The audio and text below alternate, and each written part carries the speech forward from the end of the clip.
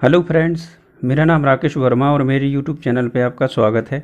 दोस्तों, आज के वीडियो में जानेंगे वित्त आयोग के बारे में। वित्त आयोग से जुड़े महत्वपूर्ण तथ्यों को जानेंगे। तो चलिए पहले संक्षिप्त में जान लेते हैं वित्त आयोग के बारे में। तो वित्त आयोग का जो गठन हुआ वह हुआ संविधान के अनुच्छेद 280 के तहत और यह ऑस्ट्रेलिया के संविधान से लिया गया है। संरचना की बात करें तो इस आयोग में एक अध्यक्ष होता है और 4 सदस्य होते हैं। कार्य जाने तो केंद्र राज्यों के बीच करों से प्राप्त शुद्ध राजस्व का वितरण, भारत की संचित निधि से राज्यों को दिया जाने वाला अनुदान, केंद्र राज्य सरकार के बीच समझौतों को चालू रखने के संबंध में सलाह और केंद्र राज्यों की वित्तीय स्थिति व उनकी ऋणग्रस्तता की समीक्षा। आलोचना जाने तो इसमें परामर्शदायी संस्था, राज्यों को प्रतिनिधित्व नहीं, आयोग मौके का निरीक्षण और राज्यों द्वारा उपलब्ध कराई गई जानकारी पर निर्भर। वित्त आयोग के जो प्रथम अध्यक्ष थे वह थे केसी नियोगी। एक बार हम वित्त आयोग के अध्यक्षों की पूरी सूची जान लेते हैं और साथ ही उनका कार्यकाल। तो वित्त आयोग के प्रथम अध्यक्ष थे केसी नियोगी, दूसरे थे श्री के संथानम, तीसरे थे श्री ए के चंद्रा। दोस्तों, आपको 3 स्टार्टिंग की याद रखना है क्योंकि यहाँ से पूछ लिया जाता है। चौथे श्री पी राजमन्नार, पांचवें श्री महावीर त्यागी, छठवें श्री ब्रह्मानंद रेड्डी, सातवें श्री जे.एम.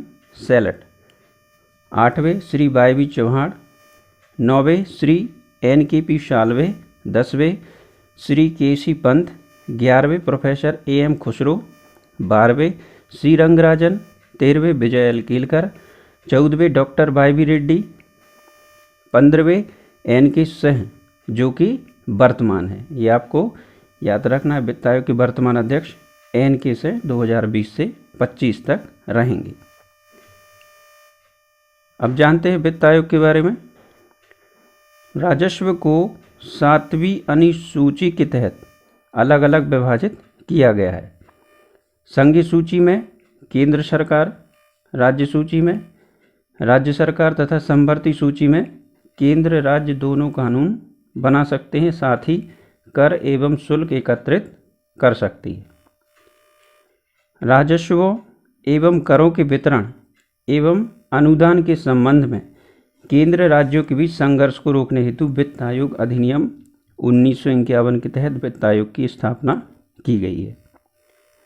संगठन तो वित्त आयोग की प्रणाली ऑस्ट्रेलिया के संविधान से ग्रहण की गई है और संविधान के अनुच्छेद 280 के तहत संविधान के प्रारंभ से 1950 2 वर्ष के भीतर और तत्पश्चात प्रत्येक 5 वर्ष की समाप्ति पर उसके पहले जबकि राष्ट्रपति आवश्यक समझे आदेश द्वारा वित्त आयोग गठित कर सकेगा, जिसमें एक अध्यक्ष व 4 सदस्य होंगे। प्रथम अध्यक्ष 1951 में श्री केसी नियोगी थे। अध्यक्ष ऐसे व्यक्ति जो सार्वजनिक कार्यों का पर्याप्त अनुभव रखता हो तथा सदस्य प्रथम सदस्य होगा जो वह उच्च न्यायालय का न्यायाधीश, सेवारत या निवृत्त। दूसरा सदस्य होगा सरकार के वित्त एवं लेखा के विशेष ज्ञान हो और तीसरा होगा जिन्हें वित्तीय प्रशासन का विस्तृत अनुभव हो। वित्त आयोग के कर्तव्य और कार्य जाने तो केंद्र राज्यों के बीच करों से प्राप्त शुद्ध राजस्व व उसके वितरण तथा विभिन्न राज्यों का हिस्सा, भारत की संचित विधि से राज्यों को दिया जाने वाला अनुदान का सिद्धांत, केंद्र राज्य सरकार के बीच समझौते को चालू रखने, परिवर्तन करने के संबंध में सलाह देना।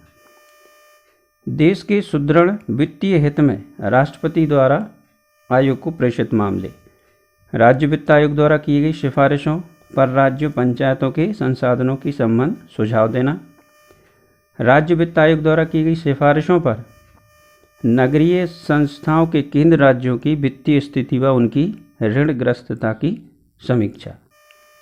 कार्यविधि वित्त आयोग की नियुक्ति वित्त मंत्रालय द्वारा आदेश पर की जाती है। आयोग का कार्यालय पदभार संभालने से प्रतिवेदन सौंपने तक होता है।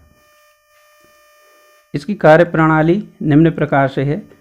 प्रथम चरण में वित्त आयोग राज्य को पत्र लिखकर राजस्व व व्यय का आगामी 5 वर्ष का ब्यौरा मांगता है तथा विश्वसनीयता की जांच करता है और स्पष्टीकरण हेतु अधिकारी को तलब करता है। द्वितीय चरण, इसमें आयोग राज्यों का दौरा करता है, उनका पक्ष सुनता है और अन्य व्यक्तियों और संस्थाओं से विचार विमर्श करता है। तृतीय चरण, दिल्ली में प्रतिवेदन तैयार कर राष्ट्रपति के सौंपता है, जो कि बजट प्रस्तुतिकरण के पूर्व संसद में रखवाते हैं। क्रियान्वयन के लिए उसकी सिफारिशों को केंद्रीय बजट में सम्मिलित कर लिया जाता है। जैसे मंत्रिमंडल आयोग की सिफारिशों को स्वीकार अस्वीकार करने के बारे में निर्णय लेता है। भूमिका, वस्तुतः वित्त आयोग भारत सरकार और राज्य सरकारों के वित्तीय संसाधनों को नियमित, समन्वित एवं एकीकृत करने का महत्वपूर्ण संगठन है। यह संघीय संस्था है जिसे CPC 1908 के तहत दीवानी न्यायालय का स्तर प्राप्त है। हालांकि सलाहकारी संस्था है, लेकिन इसको सिफारिश मान ली जाती है। यह संघीय शासन की वित्तीय व्यवस्था को स्थिर बनाने के लिए निष्पक्ष तटस्थ दृष्टिकोण अपनाता है। केंद्र राज्य के धन के वितरण के विवादों को दूर करने का महत्वपूर्ण कार्य करता है। आलोचना जाने तो परामर्शदायी संस्था है। राज्यों को प्रतिनिधित्व नहीं दिया गया है। आयोग मौलिकता पर निरीक्षण नहीं करता है। राज्यों द्वारा उपलब्ध कराई गई जानकारी पर निर्भर और सभी राज्यों को धन वितरण एक ही फॉर्मूले से, जिससे अमीर गरीब राज्यों की खाई चौड़ी हो गई है, क्योंकि इनमें अंतर हो जाता है।